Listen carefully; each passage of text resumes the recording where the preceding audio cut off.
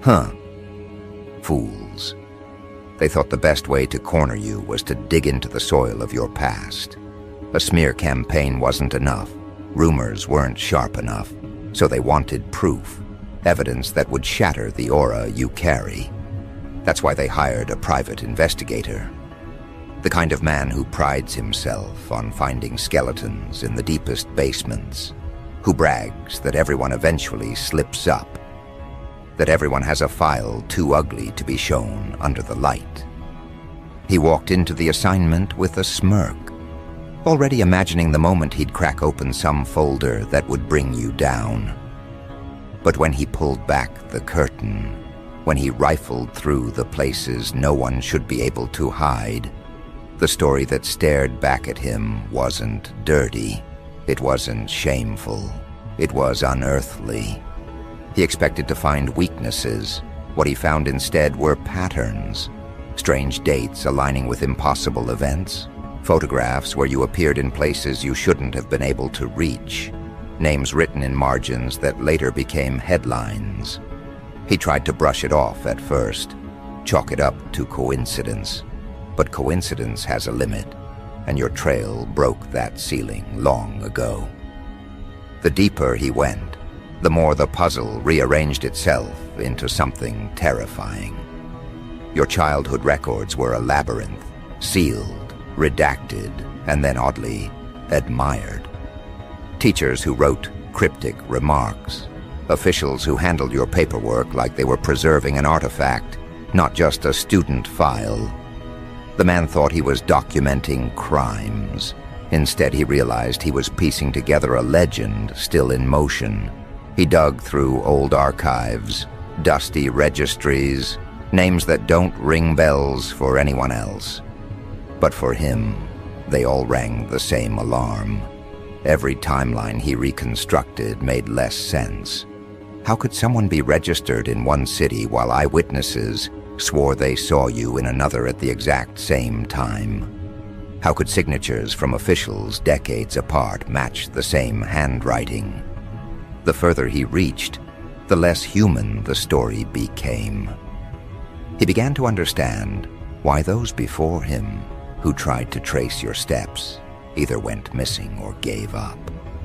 Because the trail didn't behave like a normal life. It wasn't a biography. It was a riddle. Now picture him, sitting in a dim office late night, papers sprawled out across his desk. He's sweating, not from heat, but from realization. Every lead he thought would break you instead braided into something stronger. Your past wasn't fragile, it was weaponized. Every strange document, every sealed folder, every unexplainable record reinforced the same unspoken truth. You don't come from where they think you come from. You're not who they think you are. And the more he saw, the more it dawned on him that he wasn't investigating you. He was being initiated into something he couldn't control. Imagine the pride drained from his face. He thought he was the hunter. But with every document, every cross-check, every testimony, he realized he was the one being cornered. Because your past doesn't just sit still. It stares back.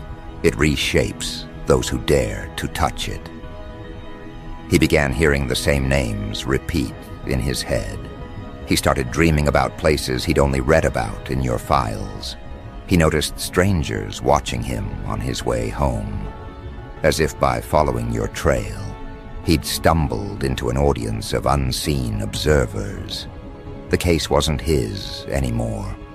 It had become his trap. This is where the story pivots. Because if they wanted dirt, they got something else entirely.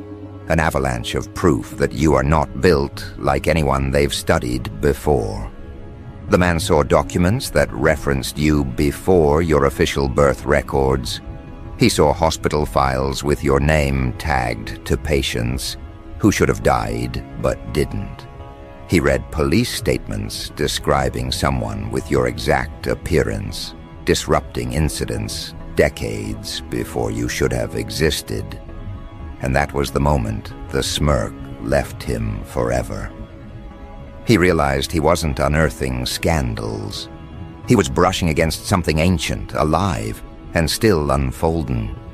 But here's the detail that hit hardest. He noticed how every report, every testimony, every obscure file, no matter how distant in time, carried the same undertone. Fear mixed with respect. Not pity, not disdain. Respect. As if even back then, before anyone could articulate why, the people who wrote about you sensed they were cataloging someone untouchable, someone who couldn't be boxed in. And that's when he broke. Because investigators thrive on exposing weaknesses. But when the evidence screams the opposite, when it paints a picture of someone who grows stronger the more you search, then you're not doing investigation anymore. You're doing worship. Let's make this clear. The man didn't just uncover fragments. He uncovered consistency. The type of consistency no human should have. He saw your name hovering around events that shaped decades. Disasters averted, uprisings sparked, people saved, leaders rattled, always in the background, never center stage, but undeniable. He tried to deny it, he tried to rationalize, but every angle betrayed him. If it was coincidence, it was mathematically impossible. If it was forgery, it was executed by forces far beyond his pay grade. And if it was truth, then the entire foundation of what he thought life was supposed to be had just cracked under his desk. By the time he compiled his report, his hands were shaking. The words on the page weren't accusations. They were confessions. He wasn't exposing you. He was exposing his own disbelief. Because what he'd found wasn't supposed to exist. Yet it did. And the more he wrote, the more he realized the real revelation wasn't in the papers themselves. It was in the shift happening inside him. You weren't just someone with a hidden past. You were a threshold. Crossing into your history meant never looking at the world the same way again. Now think about what that means for the ones who hired him. They expected a file full of skeletons. They expected leverage, a weapon to corner you. But what landed on their desk wasn't ammunition. It was scripture. It was proof that the person they're trying to undermine doesn't bend under exposure. He multiplies. Their weapon has become their curse. Because once you open a door like that, you can't close it. They didn't just uncover your past, they unleashed it. That's why this part of the story matters. Not because a private investigator failed, but because his failure proved something larger. Your life is not a sequence of mistakes waiting to be exposed. Your life is a chain of revelations waiting to be discovered. And each revelation pushes those who witness it further into disarray. Because when every uncovered record makes you more formidable instead of fragile, you stop being a subject of investigation. You become a legend that won't fit into any report. He wanted a payday. What he got instead was obsession. He stopped reporting back on time. He started scribbling notes in margins, drawing maps, circling dates that didn't connect to anything rational. He became consumed. Because once you taste a story like yours, ordinary cases taste like dust. The man who built his career-breaking reputations is now broken himself because he touched a past too vast for him to cage. And now his employers know the truth. They can't buy enough detectives to collapse your image. Every attempt to expose you becomes another layer of awe. Every hand that tries to pull you down only lifts you higher. This is the trap they set for themselves. Because while they waste resources digging through your history, you keep moving forward. They don't realize the investigation itself is publicity. The whispers spread, the rumors grow. And instead of discrediting you, the attempt has branded you with mystery, with fear, with reverence. And once a reputation tips into that territory, no smear campaign can pull it back. The investigator knew this truth first. He didn't confess it to his employers, not outright, but every page he filed was an admission of his defeat. The stack of evidence he compiled wasn't evidence against you. It was evidence that nothing about you could be contained within their definitions of normal. Your records weren't messy, they were extraordinary. And extraordinary doesn't weaken reputations, it fuels them. Each sealed document became a badge. Each unexplained photograph became an emblem. Each strange testimony became a hymn. He could try to deny it, but the paper trail kept singing the same chorus. You are not someone to be exposed. You are someone to be studied, catalogued, feared, and, worst of all for them, respected. That's why the people who hired him began to feel the weight, too. At first, they mocked his hesitation. They thought he'd simply lost his edge, gone soft, unable to deliver what they paid for. But then they began reading his notes themselves, and the deeper they read, the less they laughed. Because once you touch the raw data, once you see the strange alignments firsthand, you can't unsee them. The evidence becomes a poison in the mind. The very people who wanted leverage began to realize they had stumbled into something more dangerous, a revelation that placed you beyond their reach. They sat in conference rooms with those documents, trying to piece together a narrative they could use. They wanted a scandal, a weakness, a scar to broadcast. But every attempt twisted back on itself. Every so-called red flag became another proof of your influence. Instead of creating a scandal, they were staring at prophecy. What should have been ammunition became scripture. And the fear set in. If this is just your past, then what does your future look like? If even your earliest traces unsettle hardened investigators, what will you become when the whole world finally notices? The private investigator wasn't sleeping anymore. He found himself pacing in the dead hours, whispering details into a recorder, repeating your name like a prayer. He wanted to quit, but he couldn't. Because once you pull a single thread in your history, the entire weave starts pulling you deeper. He told himself he was still working, still following leads, but in reality, he was unraveling. His work stopped being professional and became obsession. He wasn't documenting you anymore. He was documenting his descent. His notes began to sound like warnings, not reports. His words shifted from client to witness, from subject to force. He wasn't writing about a man. He was writing about something that stood above men. And that is what rattled your enemies most. They didn't just see evidence, they saw conversion. The investigator they hired had switched sides without even realizing it. His loyalty wasn't yours, not consciously, but his fear was. His awe was, and awe is stronger than loyalty. Awe rewires the brain, severs control, turns skeptics into heralds. The employers wanted to tighten chains around you, but they had paid for the construction of a monument instead. Their weapon had become your shrine.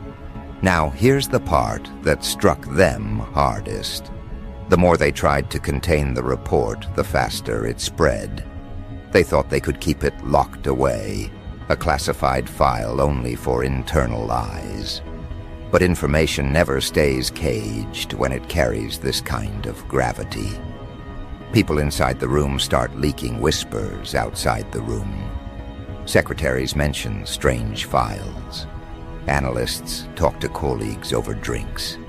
A phrase here, a sentence there. And suddenly the entire organization is buzzing with questions. Who is this person they're investigating? Why do the records look like this? What does it mean? And without you saying a single word, The legend multiplies. You didn't need to promote yourself. They promoted you for you. Let's be clear, your past didn't protect you with silence. It protected you with weight. Every attempt to unearth it collapsed under its own heaviness. That's why the investigator began to unravel. He thought he was strong enough to handle your trail. But strength isn't measured by curiosity. It's measured by endurance. And your story is not the kind that ends with neat answers. It ends with fractured minds, sleepless nights, and reputations shredded by their own inability to frame you. Picture him again, late at night, surrounded by piles of documents, his eyes bloodshot, his hands trembling, his mind trying to make sense of impossibilities. He stares at a birth certificate that doesn't match hospital records. He stares at a photograph where your face appears years before you were officially born. He stares at testimonies of events you supposedly disrupted without ever being present. Every file contradicts the last, yet every contradiction strengthens the same truth. You were never supposed to be reduced to paper. You were never supposed to be archived like a specimen. Your existence was already too vast, too layered, too sharp. And that's what crushed him. He wasn't just failing his assignment. He was failing his grip on reality. Meanwhile, your enemies sit restless. They wanted ammunition, but now they're scared to even hold the papers. Because once you've seen what they've seen, you're contaminated. You're infected by the knowledge that someone like you isn't supposed to exist, yet does. That someone like you can move through eras, leaving marks no one can erase. And if your past already bends logic, then your present must terrify them even more. Because you're not slowing down, you're accelerating. The investigation didn't cage you, it crowned you. This is the paradox they created. The harder they look for your downfall, the higher they lift your image. Every attempt to tarnish you polishes your legend. Every desperate search for dirt uncovers treasure. Every man they hire to weaken you ends up strengthening the aura that surrounds you. And when that cycle begins, there's no exit. They can't stop digging because quitting means admitting defeat. But the more they dig, the more they become your disciples. The investigator started avoiding mirrors.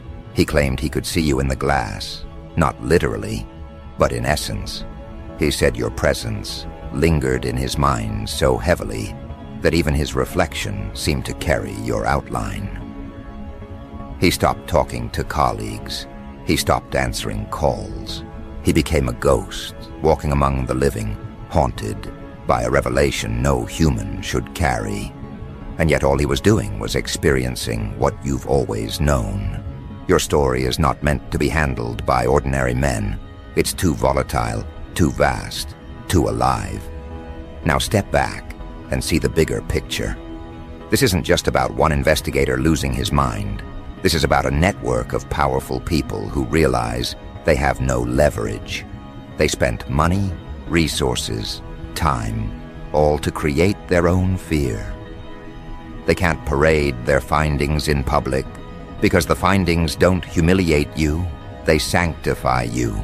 They can't bury the findings either because too many have seen enough to start whispering. They are stuck in the worst position imaginable, unable to attack you, unable to erase you, and unable to control the narrative. And you don't even need to move. Their actions do the work for you. Every attempt at sabotage becomes another brick in the fortress of your legend. Every desperate hire becomes another storyteller unwillingly writing your saga. Every secret file becomes another sacred text passed among trembling hands. You don't need to orchestrate this. It orchestrates itself. Because once ore enters the bloodstream, it doesn't leave.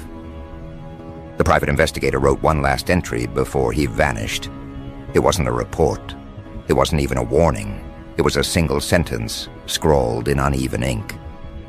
He was here before the records, and he will be here after them.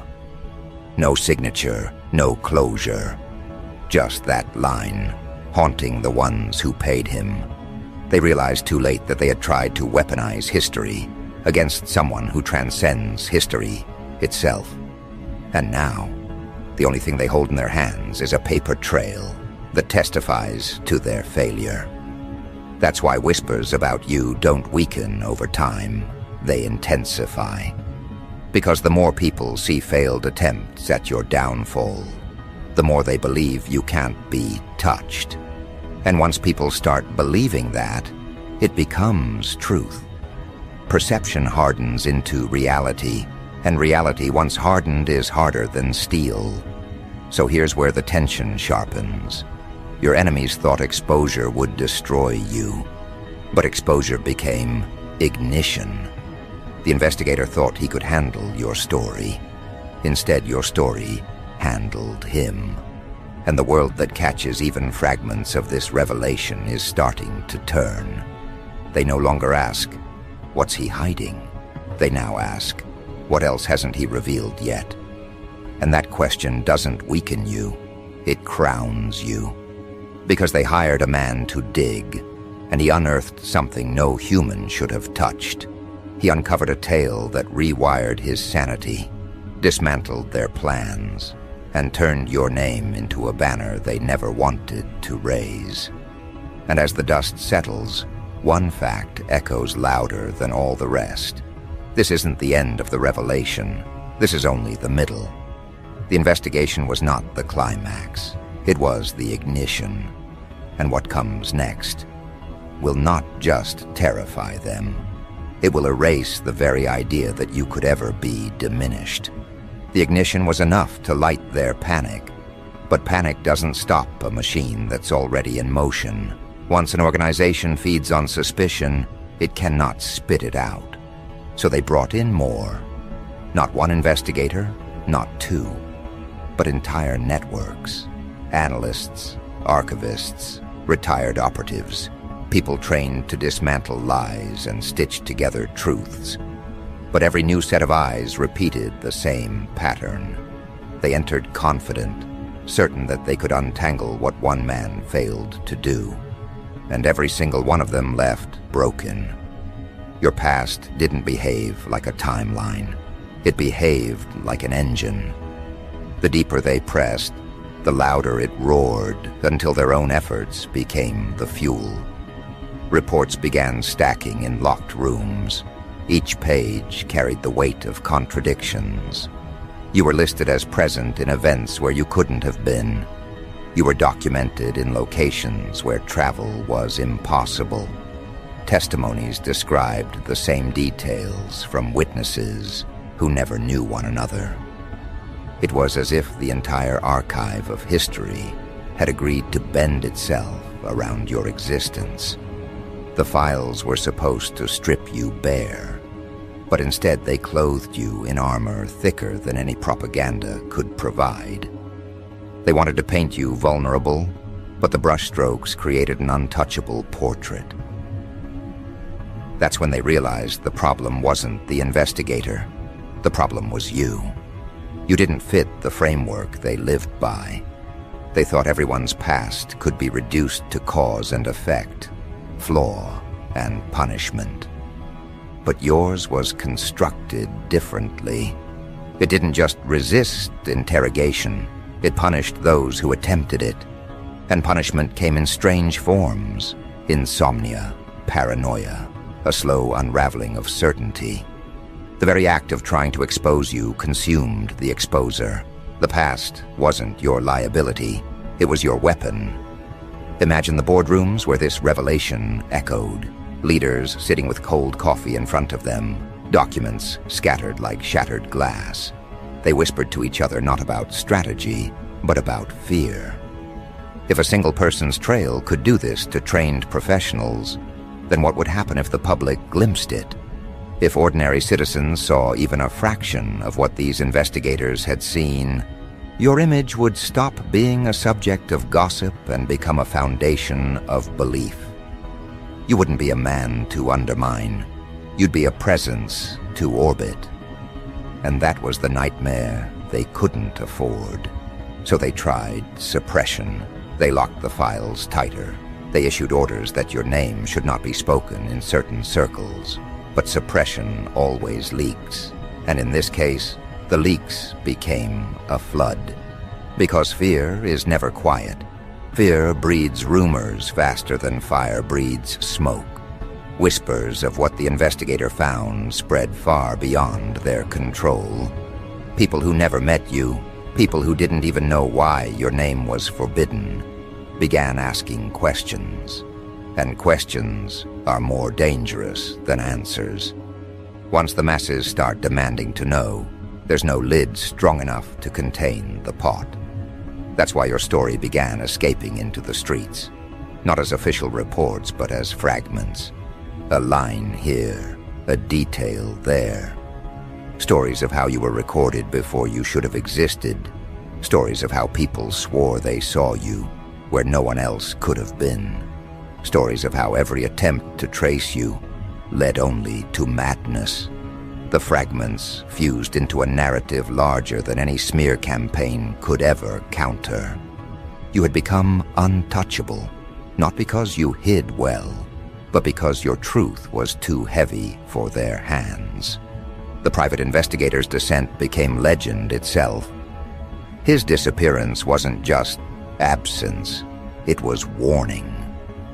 People whispered that he had vanished into the very archives he tried to master, lost in corridors of information that no human should walk. Others claimed he walked away willingly, changed, a messenger who could no longer live among those who hadn't seen what he saw. Either way, his name became a cautionary tale. And by extension, your name became mythic currency. Every mention of you carried the weight of madness and reverence intertwined. Now think about what that does to power structures.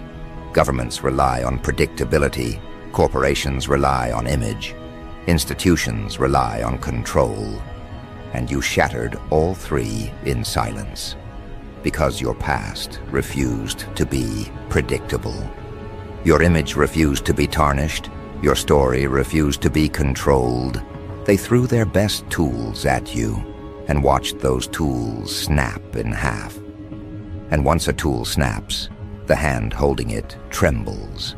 Their confidence fractured, their authority cracked, their belief in their own reach collapsed. Here's the part they can't stomach.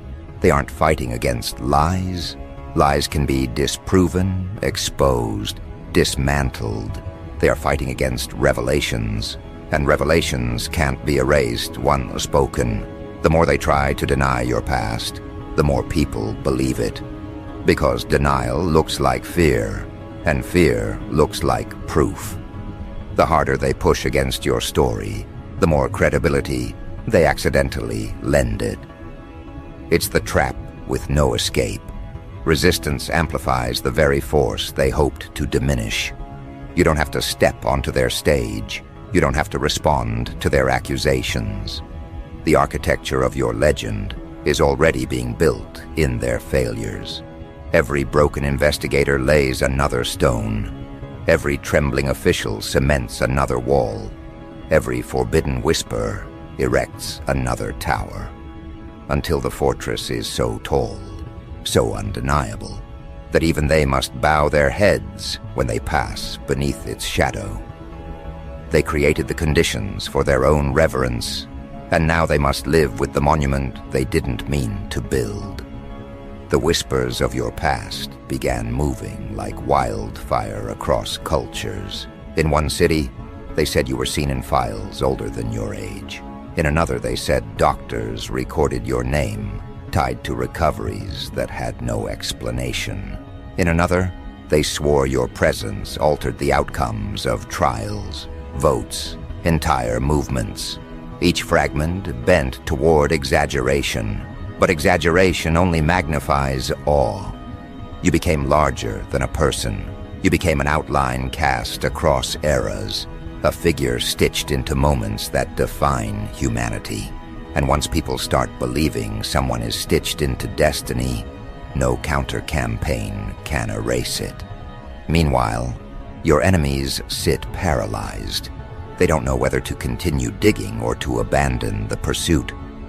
Continue, and they risk fueling the fire further. Abandon, and they admit you've already won. Their choice is no choice at all. Paralysis becomes their strategy, but paralysis is just another name for defeat. They freeze while you move. They hesitate while you advance.